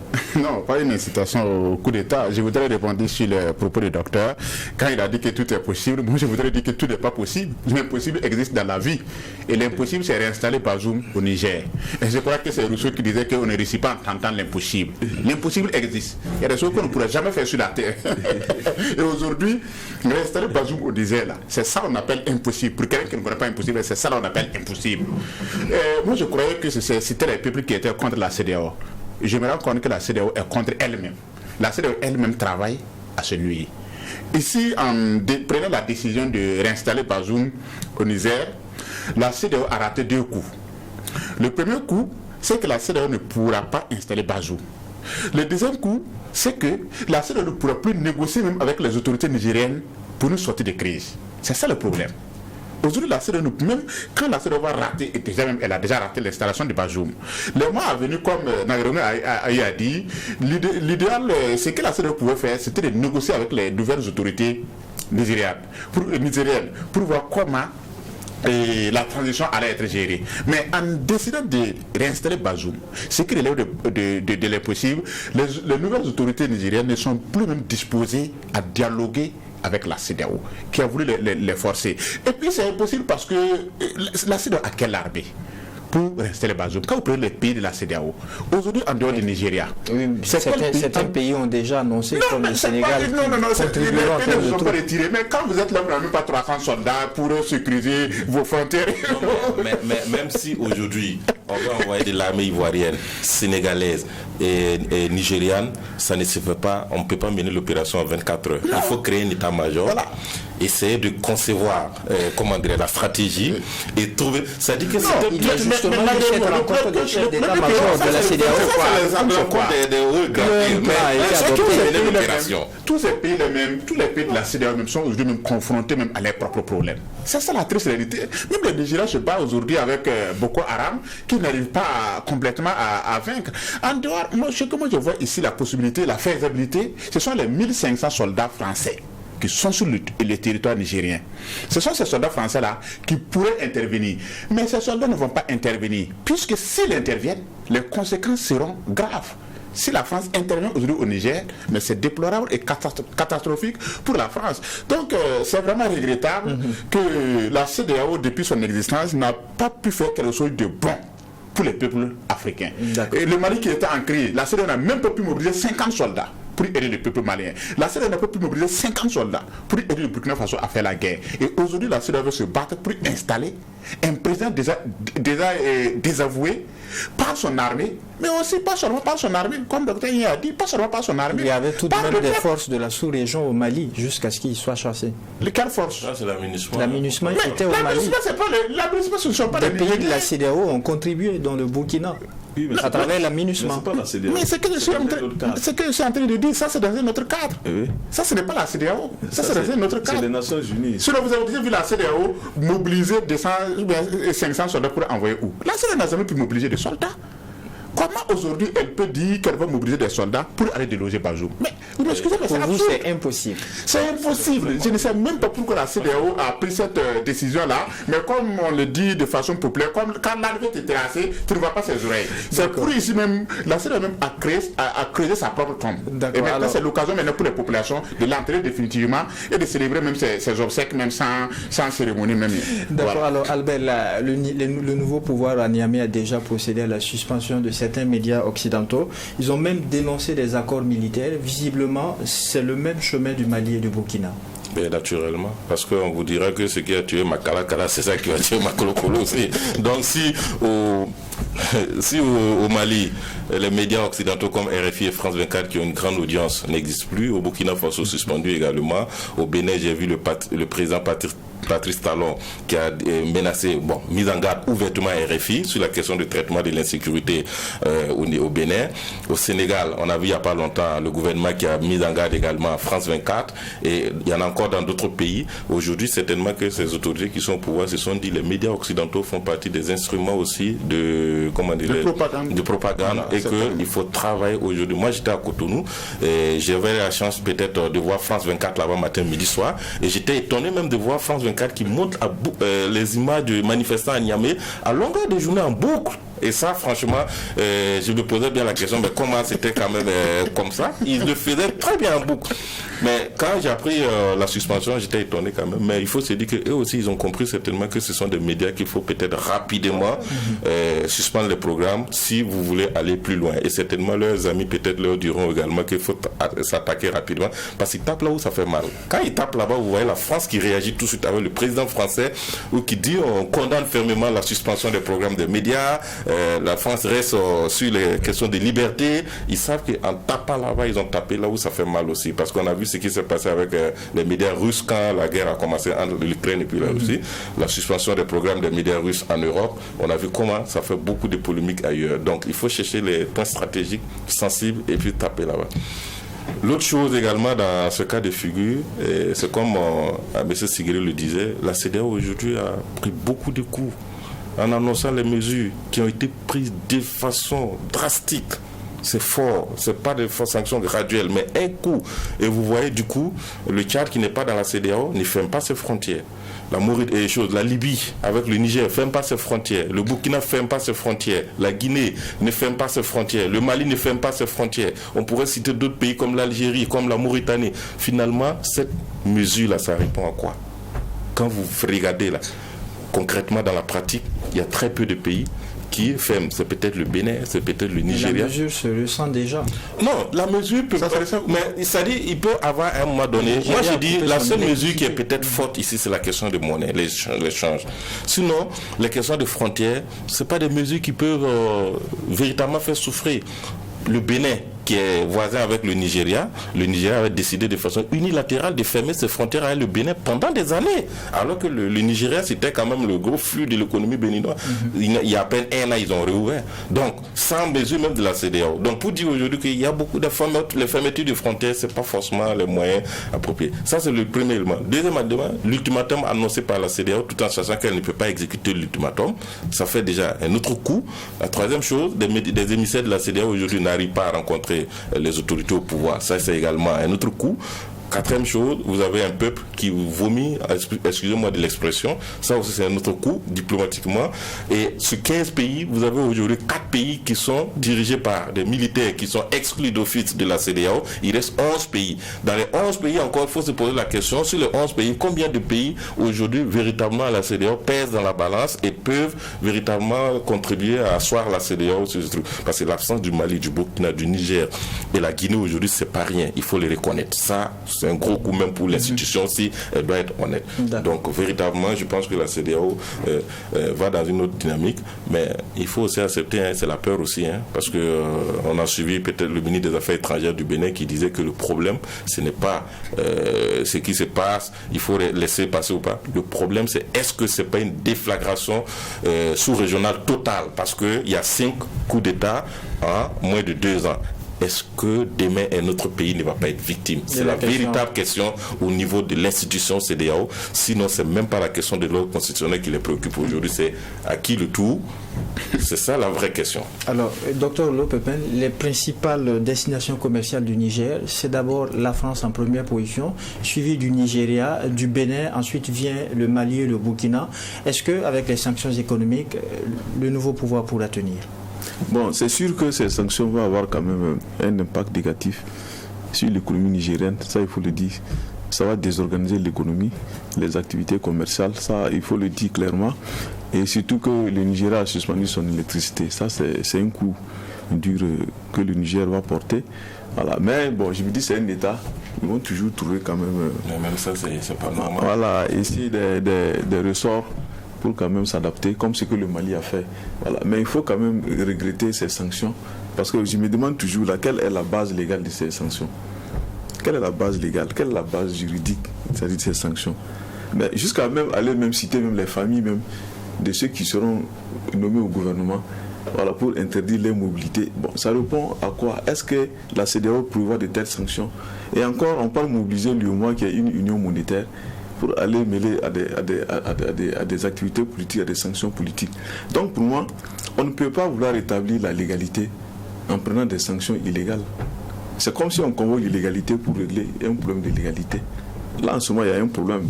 Il y a une contradiction flagrante et il y a une rupture dans la logique. C'est ça qu'il faut déplorer. Donc tout de suite, on voit toutes les animosités développées contre le peuple du Niger. Voilà. Et cela voudrait dire ici qu'il y a une peur. Voilà. Donc les autres pays de la CEDEAO ont justement peur. Donc c'est pour ça qu'il faut réagir de façon vigoureuse pour dissuader ici toute vérité donc de coups d'État qui, voilà, et peut-être qui sera en préparation dans d'autres pays. Mais je trouve que ces sanctions, franchement, c'est dommage parce que ça ne devrait pas l'être et que ça ne répond à aucune base légale, ça ne répond même pas à ce que la CEDEAO a prévu. D'accord. Voilà. Nous tirons un peu vers la fin de ces sanctions économiques. Oui, d'abord, je voudrais répondre sur ce que Nagrégna a dit, en disant que moi je comprends effectivement la CEDEAO et tout à fait le pays qui parraine la CEDEAO, qui est la France.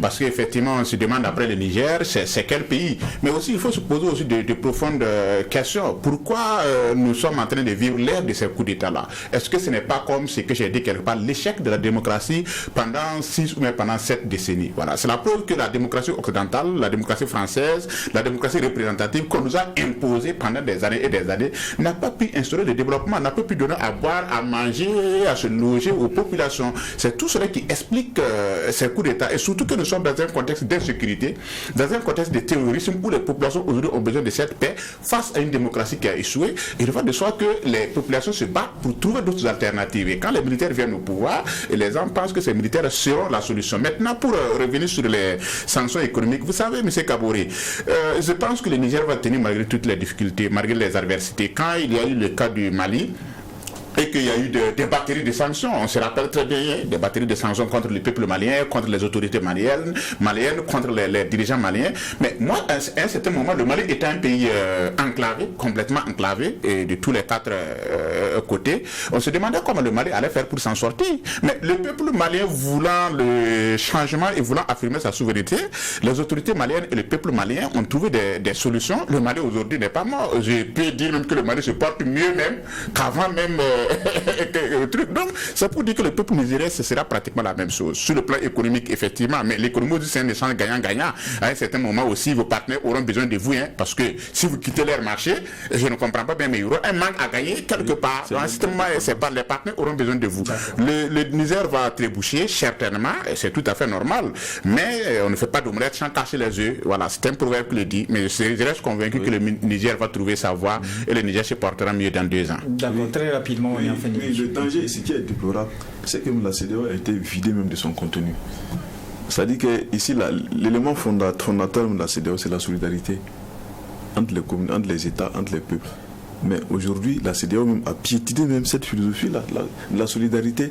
Parce que ces mesures qu'on prend là, bon, comme le disent les autorités maliennes, nigériennes, des sanctions inhumaines, bon, où est la solidarité dans ça?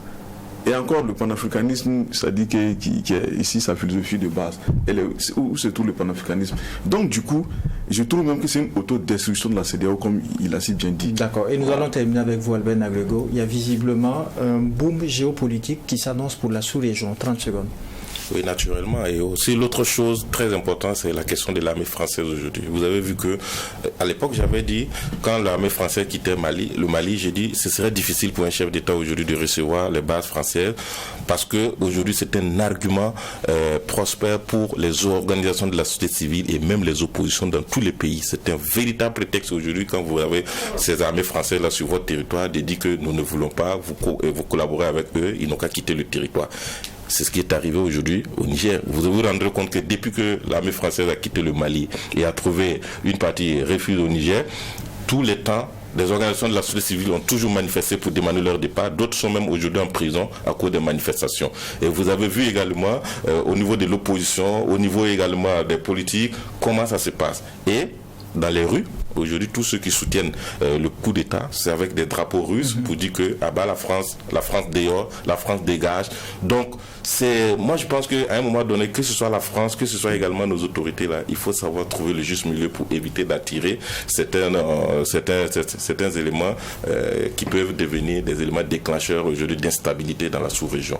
Moi je pense que la France gagnerait maintenant à se dire que quittons le Sahel définitivement, rentrons au pays, afin qu'on puisse voir comment ces peuples africains-là vont pouvoir diriger leur pays sans nous. Sinon, elle sera citée dans tout ce qui se passe.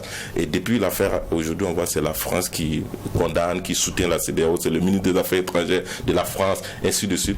Il faut que la France prenne ses responsabilités et se retirer du Sahel. Sinon, elle sera toujours citée dans des affaires comme ça et je pense qu'à un moment donné, son image même sera écorchée. Alors, merci à tous d'être passés sur ce plateau. Merci pour vos différentes contributions. Nous avions Dr Olo Pépin Yen, sociopolitologue et chercheur au CNRST, Adama Sigiré, écrivain et coordonnateur du RISA, le Rassemblement des intelligences pour la souveraineté de l'Afrique. Et merci également à Albert Nagrego, directeur de publication du journal en ligne libreinfo.net. Et nous poursuivons ce JDS avec la dernière des rubriques, celle du sport.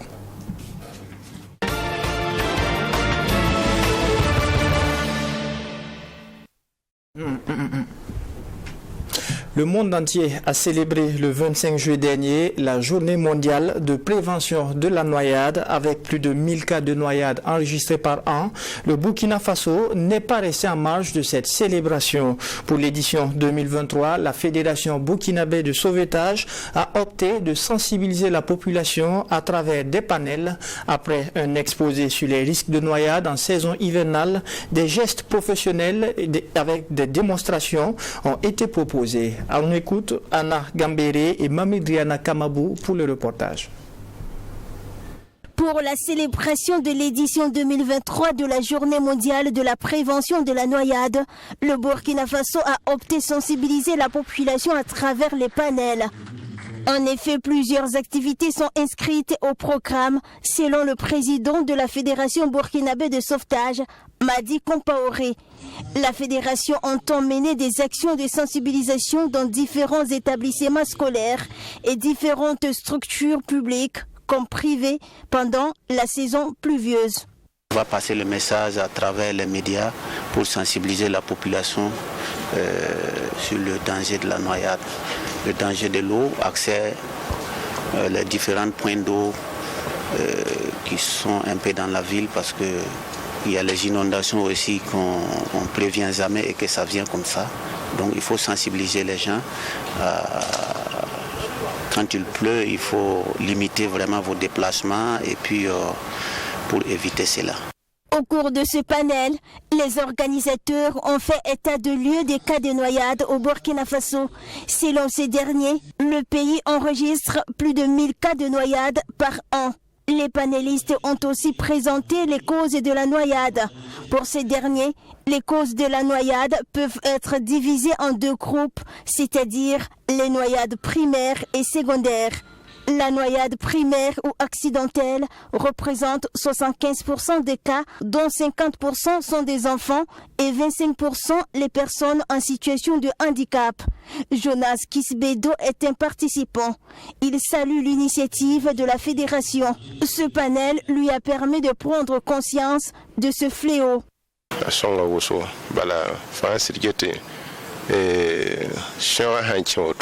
Ce panel nous a aidés.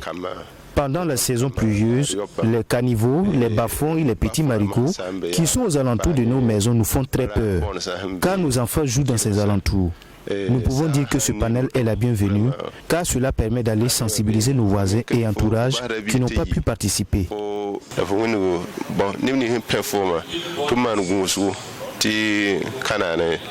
Ce cadre a été l'occasion pour les professionnels de faire une démonstration de gestes de sauvetage en cas de noyade.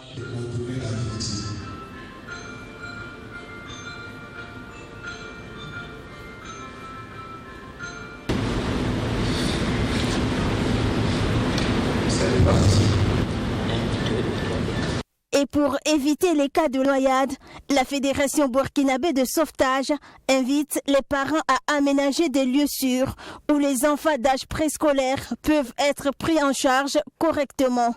Elle recommande aussi aux autorités de sensibiliser davantage la population au problème de la noyade.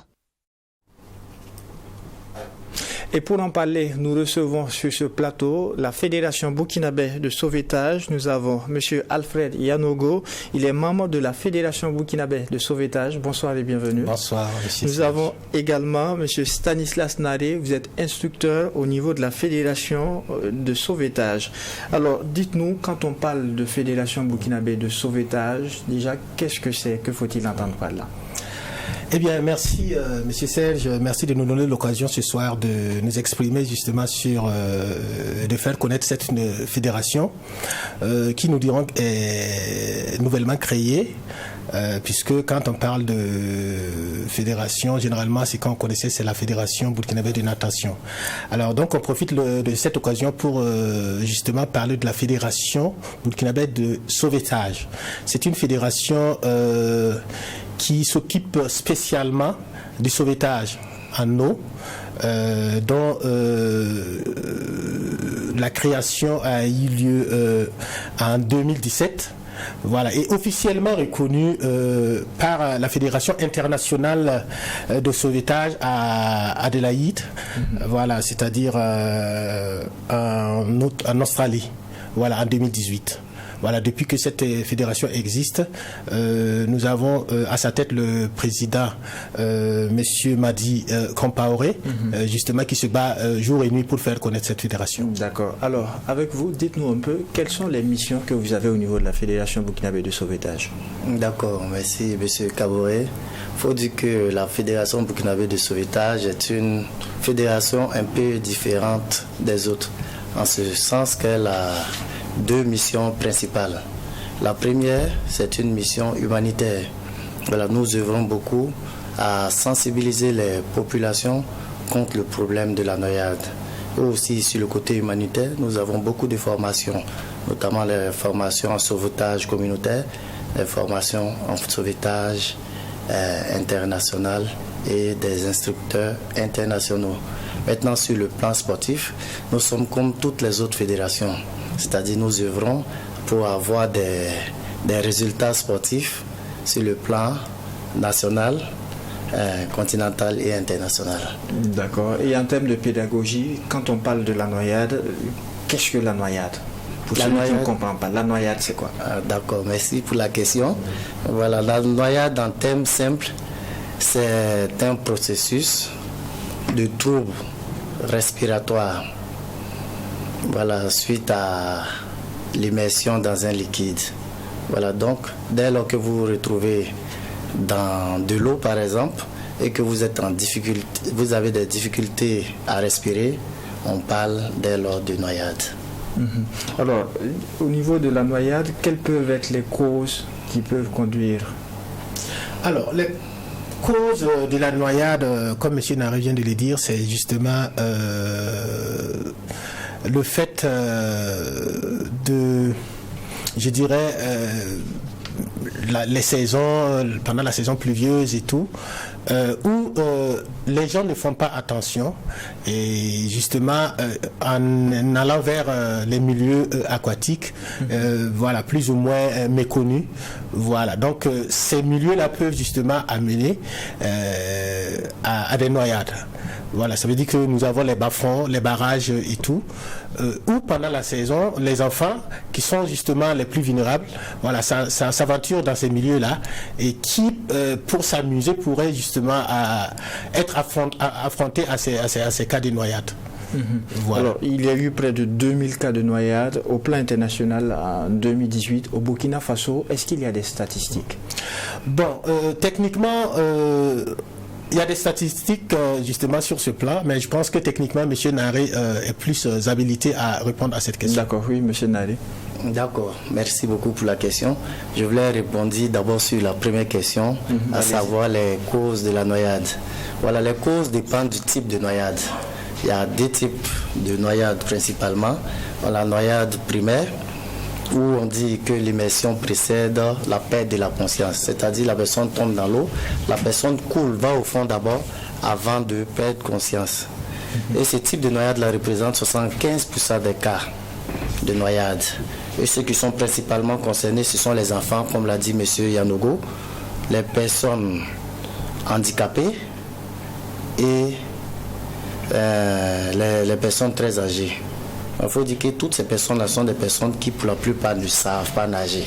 Donc, la principale cause, d'abord, c'est le manque de connaissances des rudiments de base de la natation. Ensuite vient le deuxième type, la noyade secondaire, qui représente 25% des cas. Ces types de noyades-là sont causés très souvent par des crises, voilà, ou des chocs externes. Vous pouvez être, par exemple, un bon nageur, en train de nager, vous piquez une crise de diabète par exemple, vous perdez conscience et par la suite vous vous noyez. Ces cas-là représentent 25% et dans les 25%, on a même 5% qui sont des sauveteurs. D'accord. Alors nous sommes en pleine saison hivernale. Est-ce que des cas de noyade ont déjà été répertoriés pour cette année 2023? Oui, nous avons eu des cas de noyade justement dans plusieurs régions parce que ça ne manque pas. À partir du moment où les premières pluies commencent à tomber et que les retenues d'eau commencent à se former, bon, ça ne manque pas. Donc au niveau du centre ici, au niveau des provinces, voilà, nous avons déjà remarqué plusieurs cas de noyade, malheureusement. D'accord. Et qu'est-ce qu'il faut faire en cas de noyade lorsqu'on assiste à une personne qui est en train de se noyer? Qu'est-ce qu'il faut faire? D'accord, avant de répondre encore, je vais répondre sur une question qui était passée. J'avais complètement oublié. Vous avez demandé les statistiques. Oui. Voilà, il faut dire qu'en 2018, ce n'était pas 2000 cas, mais plutôt 1 200 000 cas de noyade dans le monde. Au Burkina Faso, nous avons 1000 cas de noyade. Il faut dire que ce chiffre-là n'est pas vraiment exact parce que compte tenu de nos contextes dans les villages, la coutume et tout, quand quelqu'un se noie, que la noyade est mortelle, on ne signale pas très souvent. On enterre rapidement à cause des coutumes, voilà, de nos cultures et tout. Donc cela fait qu'il y a plusieurs cas qui ne sont pas pris en compte. Voilà, c'est ça. Maintenant, si on est en face de quelqu'un qui est en train de se noyer, qu'on est témoin du cas de noyade là, ce qu'on recommande à la population surtout, c'est de voir la mesure dans laquelle on peut aider la personne. Voilà, je prends un exemple. Si la personne est proche de la berge, par exemple, la personne n'est pas très loin, et qu'on peut avoir un appui solide, lui tendre la main, un bâton, ou lancer une corde avec, bon, je ne sais pas, une bouée de sauvetage, une chambre à air bien gonflée, c'est ce qui est conseillé. Si la personne se trouve à une distance très éloignée, où on a amené de rentrer dans l'eau, ça nous le déconseillons fortement. Voilà, parce qu'on peut être bon nageur, mais si on n'est pas formé, qu'on n'a pas appris toutes les techniques nécessaires pour enlever quelqu'un de l'eau, il faut simplement alerter, crier, peut-être qu'il y aura quelqu'un de plus aguerri. Parce que comme nous le disons plus souvent, mieux vaut perdre une personne que d'en perdre deux. D'accord. Et vous permettrez un exemple. On entendait dire le plus souvent que face à un cas de noyade, il faut assommer la personne avant de se jeter à l'eau. Est-ce que vous pouvez rectifier peut-être pour nos téléspectateurs? Non, je ne dirais pas. C'est ce qu'il ne faut pas faire. Mais comme j'ai dit, nous avons la chance d'avoir M. Nari ici présent, qui est instructeur international au niveau de l'ILS. Donc, je profite pour dire que la chance que nous avons ici au Burkina Faso est que nous avons des formateurs, des instructeurs internationaux qui nous, justement, permettent, nous donnent des formations justement dans ces cas de figure. Et justement, je dirais que ces instructeurs qui ont été formés depuis le Maroc, voilà, en février 2020, dont M. Naré présent et puis M. Doulkom Alilou qui n'est pas là ce soir, justement, sont une chance pour le Burkina Faso. Les gens qui ne le savent pas, donc à leur retour, nous avons bénéficié ici au Burkina Faso d'une formation de plusieurs sauveteurs et justement qui sont reversés au niveau du centre ici et même à l'extérieur dans les provinces et qui pourront en cas de besoin justement nous donner des formations dans ce cas, dans le sauvetage. Donc nous allons inviter toute la population de Ouaga et d'ailleurs en cas de besoin justement, puisque le besoin se fait sentir maintenant avec le début de l'hivernage, de nous approcher justement pour avoir des séances de formation et c'est ce qu'on souhaite d'ailleurs. Et si nous avons dans les provinces des formations, des gens qui ont été formés pour sauver, ça pourrait beaucoup nous arranger. D'accord. Donc M. Naré pourra vous donner des plus d'informations. Alors, vous pouvez réagir. On entend communément dire que quand on est face à un cas de noyade, il faut assommer la personne avant de se jeter à l'eau. Qu'est-ce qu'il en est exactement pour rectifier auprès de nos téléspectateurs? D'accord. Il faut dire qu'il est strictement interdit d'assommer quelqu'un qui est déjà en difficulté. Voilà. Nous avons des techniques de repêchage. Voilà. On va vers la victime, on contourne la victime, passer dans le dos de la victime pour se saisir d'elle. Évitez que la victime vous saisisse. Parce que dans ce cas précis, elle ne vous voit pas comme une personne qui vient vous aider, mais plutôt comme un support sur lequel elle peut s'appuyer pour avoir de l'air, pour pouvoir respirer. Voilà, donc il faut passer derrière la victime, se saisir. Il y a des techniques de transport. Après l'avoir saisie, on peut la transporter. Maintenant, au cas où la personne se saisit de vous, de quelque manière que ce soit, nous avons des prises de dégagement. Voilà, pour se dégager quand même. Voilà.